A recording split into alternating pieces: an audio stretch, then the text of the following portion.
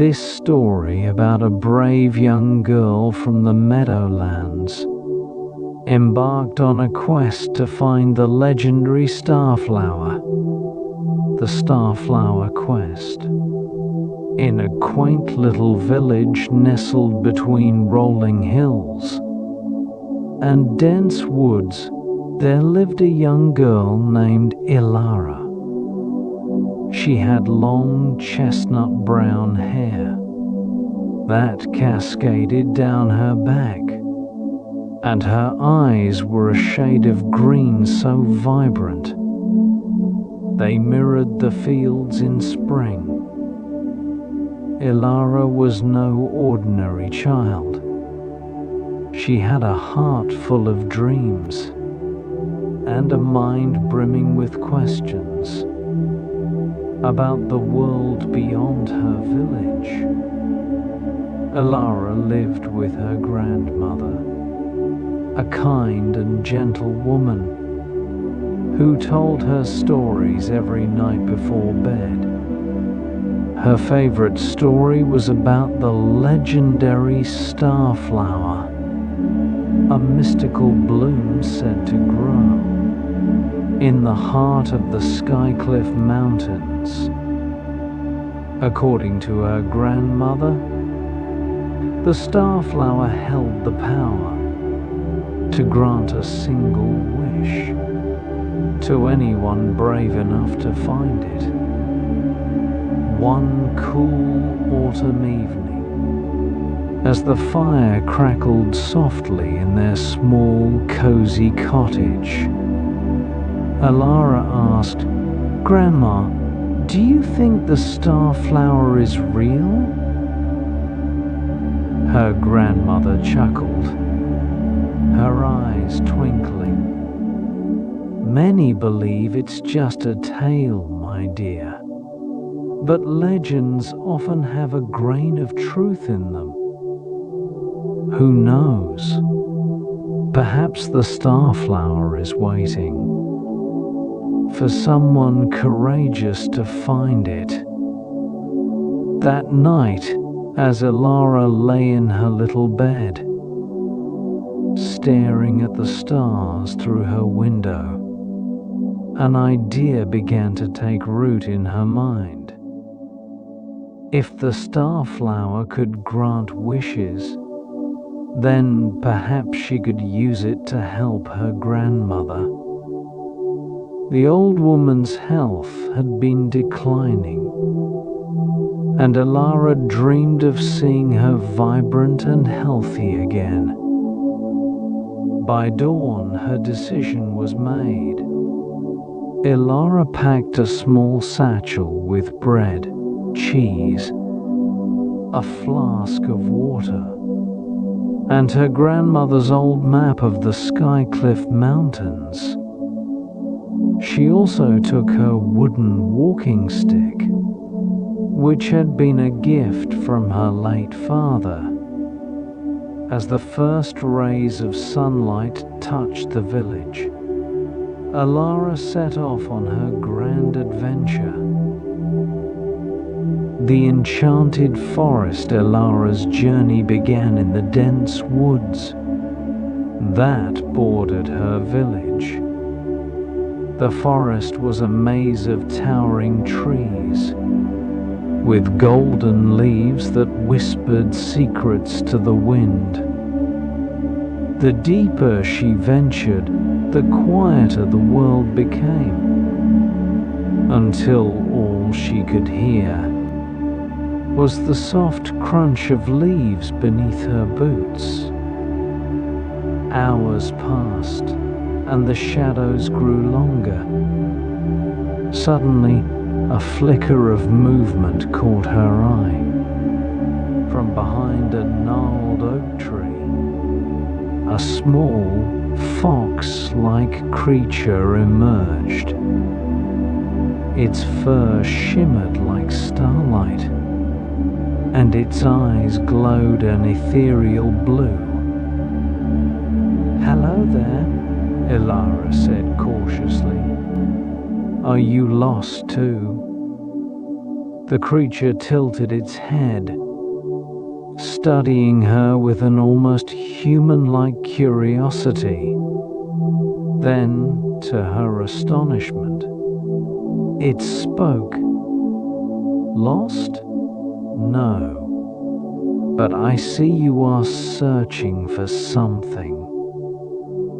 Elara's jaw dropped.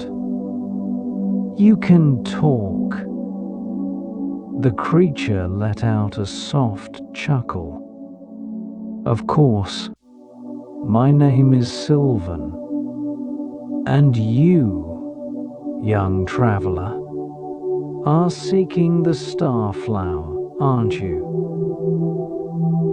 How did you know? Elara asked, clutching her satchel tightly.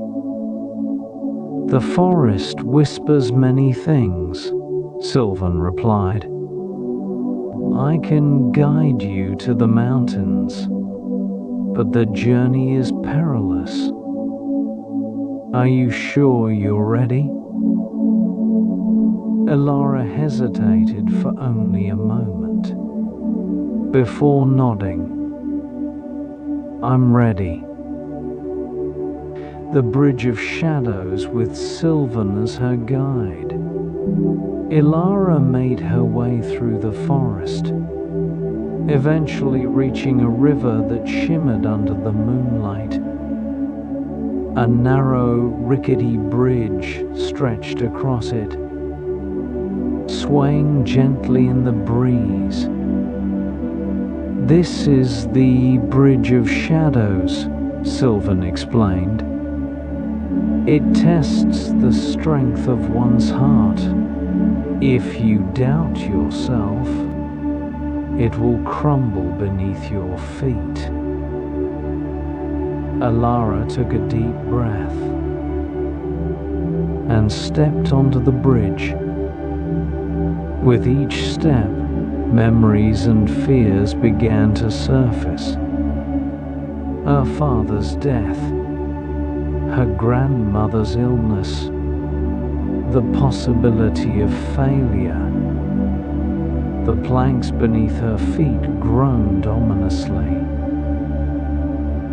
Stay strong, Sylvan called from the other side. Trust in yourself. Elara clenched her fists, focusing on her love for her grandmother and her determination to succeed. Slowly, the doubts faded, and the bridge held firm. When she finally reached the other side, Sylvan nodded approvingly. You're braver than you realize, he said. The caves of whispers, the journey continued, and soon they reached the base of the Skycliff Mountains. The entrance to the caves loomed before them, dark and foreboding. As they stepped inside, Elara heard faint whispers echoing through the air. These are the caves of whispers, Sylvan said. They reveal truths you may not want to face. The whispers grew louder, forming words that seemed to come from the walls themselves. You are too young, they murmured. You will fail. Turn back before it's too late. Elara paused, her heart pounding. But then she remembered her grandmother's smile, the way she had always believed in her. You're wrong, Elara said firmly, her voice echoing in the cavern. I won't give up. The whispers faded into silence, and a warm light began to glow, guiding them deeper into the caves. The starflowers peak after hours of climbing and navigating treacherous paths. Elara and Sylvan finally emerged at the summit of the Skycliff Mountains. The peak was bathed in moonlight, and at its center stood the starflower. Its petals glowed with an otherworldly light, and it seemed to pulse with energy. Elara approached the flower, her hands trembling. "It's beautiful," she whispered. "You've earned this," Sylvan said. "But remember, the starflower grants only one wish. Choose wisely." Elara closed her eyes, thinking of her grandmother. "I wish for her health to be restored." The starflower's light flared brightly, enveloping Elara. When the glow faded, the flower had disappeared. But Elara felt a deep sense of peace. Sylvan nodded, his blue eyes shimmering. "You've done well," he said. "Now, let's take you home." Home again when Elara returned to her village. Dawn was breaking. She rushed to her cottage, her heart pounding with anticipation. Inside, her grandmother was sitting by the fire, looking healthier and more vibrant than Elara had seen in years. "Grandma!" Elara cried, tears streaming down her face. Her grandmother smiled warmly. "Elara, my brave girl, I don't know what you've done, but I feel as if I've been given a second chance." Elara hugged her tightly, her heart full of gratitude and love. That night, as she lay in her bed, she looked out at the stars and whispered a quiet thank you to the starflower. And so, Elara's adventure came to an end. But her courage and kindness would be remembered forever, not just by her grandmother, but by the forest, the mountains, and the stars themselves. Starflower's Quest, the continuation. Starflower stood at the edge of the sparkling stream, the cool water tickling her hooves.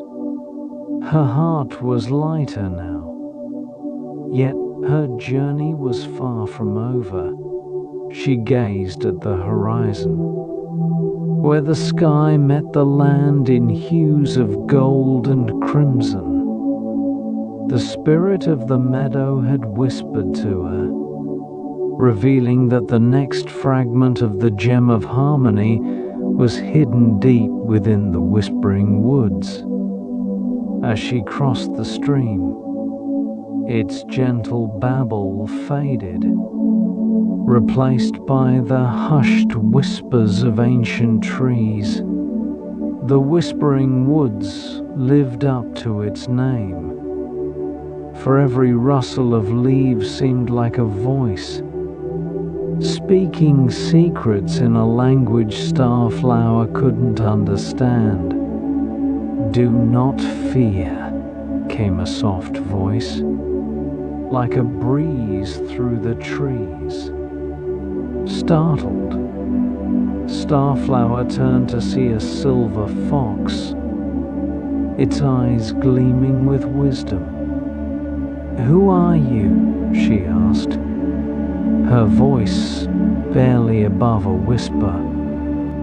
"I am Silas, guardian of the woods," the fox replied, bowing gracefully. "I sense your purpose. You seek the second fragment. Am I correct?" Starflower nodded, feeling a surge of hope.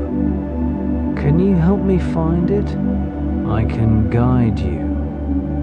But the path is fraught with trials," Silas said, his voice solemn. "To retrieve the fragment, you must first face the test of shadows." Starflower's ears flicked nervously. "What's the test of shadows?"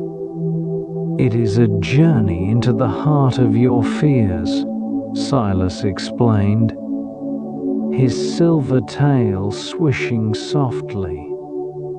"Only by confronting them can you move forward." Though apprehensive, Starflower's resolve did not waver. "I'll do whatever it takes," she said firmly. Silas nodded approvingly and led her deeper into the woods. The trees grew taller, their branches intertwining to form a canopy that blocked out the sky. Shadows danced around her, whispering words she couldn't decipher. She felt her heart quicken, but Silas's presence was reassuring. They soon reached a clearing where the air grew cold, and the shadows thickened. Silas stopped. "This is where I must leave you," he said. "The test of shadows is yours alone to face." Starflower took a deep breath, her hooves trembling slightly. "Thank you, Silas," she said, with a nod. The fox vanished into the trees, leaving her alone. The clearing grew darker, and the whispers turned into voices. They called her name, taunted her, filled her mind with doubt. Suddenly, a shadowy figure emerged, its shape constantly shifting. "Who are you?" Starflower demanded, her voice trembling. "I am your fear," the shadow hissed, its voice echoing ominously. "Do you think you're strong enough to complete this quest?" Starflower's heart pounded, but she stood her ground. "I don't just think it, I know it," she said, summoning every ounce of courage. The shadow laughed, its form growing larger. "Then prove it," it challenged. Suddenly, the clearing transformed. Starflower found herself in a dark and endless void, surrounded by visions of her deepest fears. She saw herself failing, letting down her family, and losing her home. The weight of these images threatened to crush her. But then she remembered her mother's words. "Courage isn't the absence of fear, but the strength to face it." She took a shaky step forward, then another. With each step, the shadows receded, their voices growing fainter. "You have no power over me," she declared, her voice steady and strong. A brilliant light burst forth from her heart, banishing the shadows. When the light faded, Starflower stood alone in the clearing. In the center was the second fragment of the Gem of Harmony, glowing softly. She approached it, her heart swelling with triumph. As she picked up the fragment, the forest seemed to come alive with light and music. Silas reappeared, his eyes gleaming with pride. "You've done well," he said, "but your journey is not over. The next part of your quest awaits beyond the misty mountains." Starflower nodded, clutching the fragment tightly. She felt stronger, braver, and ready for whatever lay ahead. And so, with the light of the fragment guiding her, she set off toward the horizon, her spirit unyielding. The dense forest buzzed with the ambient hum of nocturnal life. Starflower stood beneath the towering elderwood tree, her golden fur shimmering faintly in the moonlight. The glowing petals she had collected so far pulsated softly in her satchel, but her journey was far from over. Each step she had taken had brought her closer to the mystical starflower that legend promised would heal her homeland. Yet she could feel the weight of what lay ahead, the trials yet to come, as the cool wind stirred the leaves around. Her Starflower's thoughts wandered to her loved ones. She could still see her little brother Ash, with his hopeful green eyes gazing up at her before she left. "You'll come back, won't you?" he had asked. And though she had smiled, her heart had clenched with the weight of the promise. She took a deep breath, steadying herself. "There's no turning back now," she murmured, gripping the strap of her satchel tighter. Ahead of her lay the shadowed pass, the final leg of her journey. The whispers of the trees seemed to caution her, their swaying branches pointing ominously toward the darkness. Ahead, the shadowed pass. As Starflower entered the shadowed pass, a chill swept through her fur.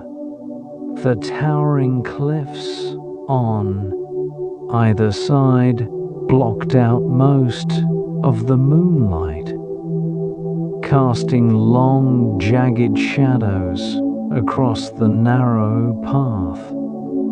She could hear the distant rush of a river, below, hidden in the abyss that yawned alongside the trail. The air grew heavier with each step, thick with an unspoken tension. Suddenly, the ground beneath her paws trembled. Starflower froze, her ears swiveling as she strained to identify the source of the disturbance. From the shadows ahead, a deep growl rumbled, low and menacing. A pair of gleaming eyes appeared there, golden glow cutting through the darkness. Who dares tread upon the path of no return? A voice boomed, its resonance shaking the very air. Starflower stepped forward, her heart pounding. I am Starflower of the Meadowlands, she said, her voice steady, despite the fear clawing at her. I seek the Starflower to save my home. The eyes narrowed and the shadow took form. A colossal wolf, its fur dark as night emerged from the void. Its size dwarfed even the largest creatures Starflower had encountered on her journey. Many have tried, the wolf growled, baring its teeth. None have succeeded. What makes you believe you are worthy? Starflower squared her shoulders. Because I must be, she replied. My people's lives depend on it. The wolf studied her for a long moment before stepping aside, revealing a narrow bridge of stone that stretched precariously over the abyss. Prove it, the wolf said, his voice softer but no less commanding. Cross the bridge, but beware the shadows. Here are alive, and they will test your heart. Trials of the bridge. Starflower stepped onto the bridge, her paws finding purchase on the uneven stone. Below her, the river roared like an angry beast, its voice echoing up the chasm. As she moved forward, the air seemed to grow colder, and the shadows around her began to shift. Starflower, a voice whispered, soft and haunting. She stopped, her ears flicking. Who's there? She called, her voice trembling slightly. From the darkness, figures began to emerge. They were faint at first, like smoke, but soon they took shape. Starflower's breath caught as she recognized them. Her mother, her fur matted and dull. You left us, the spectre said, its voice tinged with sorrow. Why? Then Ash appeared, his eyes wide with accusation. You promised you'd come back, he said, his voice breaking. But you're not here.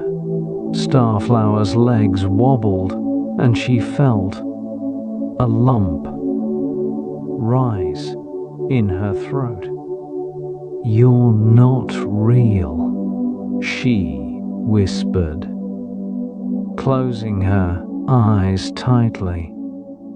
You're just shadows. But the voices grew louder, more insistent.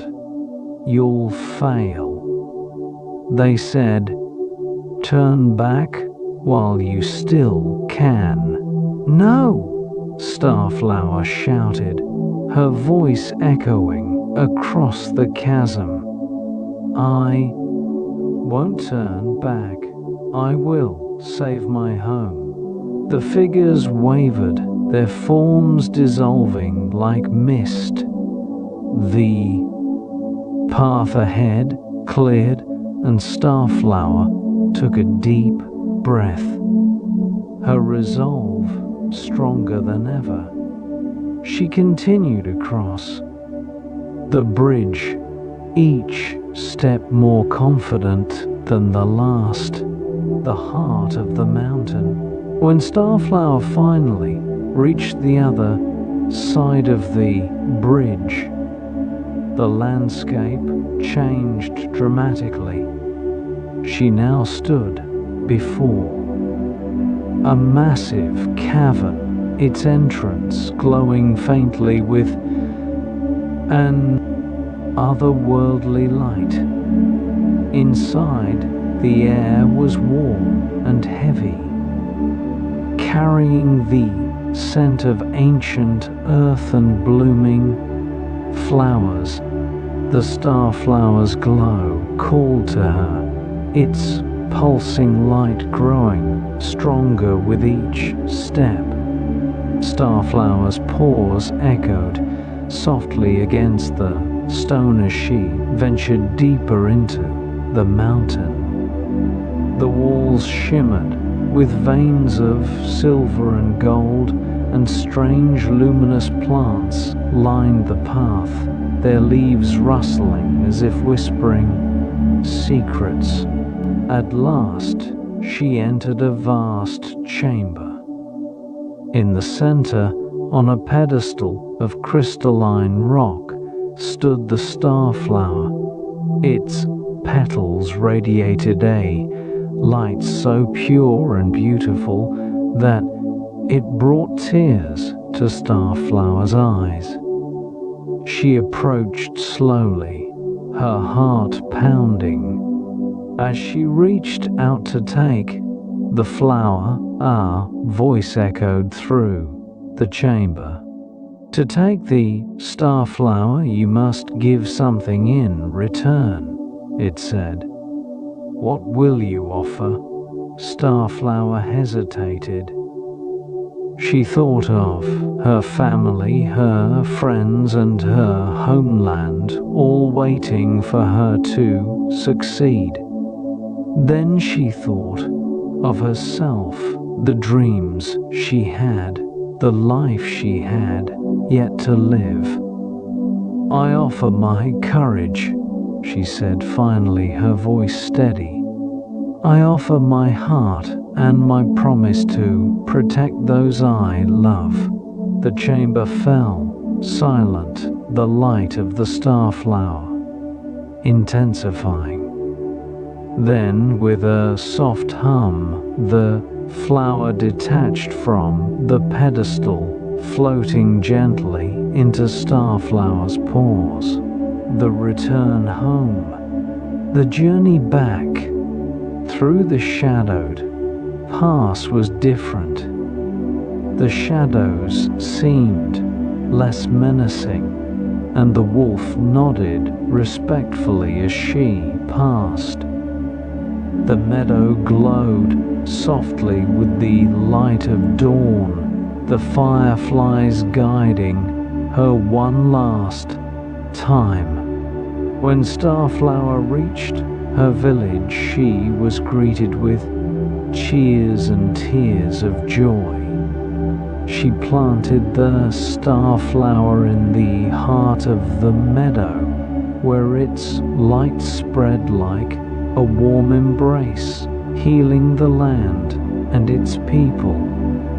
That night, as Starflower lay in her bed, her brother curled up beside her. She gazed out at the glowing starflower and whispered, "We're home." And for the first time in what felt like forever, she slept deeply, her dreams filled with light and hope.